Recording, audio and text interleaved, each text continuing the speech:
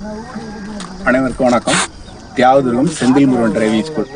டிரைவிங்கில் வந்து எவ்வளோ விஷயங்கள் இருக்குது. இதில் இன்றைக்கி பார்க்க போகிறது நம்ம ஒரு சின்ன விஷயங்கள் மட்டும் நம்ம பார்க்க போகிறோம். என்ன பார்க்க போகிறோம் அப்படின்னாக்க, இப்போ வாகனங்களை வந்து எப்படி நிறுத்துவது, எப்படி எடுப்பது, எப்படி ஸ்லோ செய்வது, எப்படி இடது பக்கம் வளைவது, எப்படி வலது பக்கம் வளைவது, இதை பற்றி நம்ம பார்க்க போகிறோம். ஒரு சின்ன இது இப்போ நான் இங்கே உங்களுக்கு செஞ்சு காமிச்சிடுறேன். அடுத்து வந்து மாணவர்கள் வந்து ப்ராக்டிக்கலாக உங்களுக்கு செய்வாங்க. ஒரு வாகனத்தை வந்து நாம் எடுக்க போகிறோம் அப்படின்னம்னாக்க, வண்டியை முதல்ல ஸ்டார்ட் செஞ்சுக்கிட்டு கிளட்சு பிடிச்சி ஃபர்ஸ்ட் கியர் போட்டு வண்டி பேக் கண்ணாடியை பார்த்துட்டு வண்டி எதுவும் வரல அப்படின்னாக்கா ஃபர்ஸ்ட் சிக்னல் இப்படி நாம் காட்டணும்.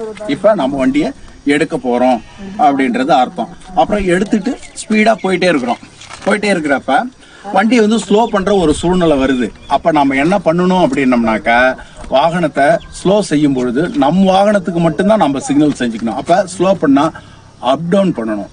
இந்த கையை வந்து அப் டவுன் பண்ணோம்னா நம்ம வாகனம் வந்து ஸ்லோவாக ஆகுது அப்படின்னு அர்த்தம்.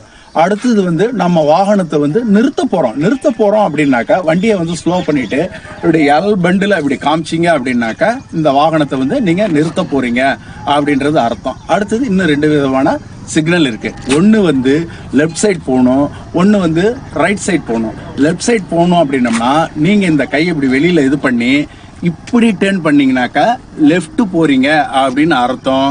அடுத்தது வந்து அதே கையை இப்படி பண்ணீங்கன்னாக்கா ரைட் சைட் போறீங்கன்னு அர்த்தம். இந்த ஹேண்ட் சிக்னலை அனைவரும் தெரிஞ்சு வச்சுக்கோங்க. வண்டி ஓட்டும்போது கரெக்டாக ஃபாலோ பண்ணுங்க. நன்றி, வணக்கம்.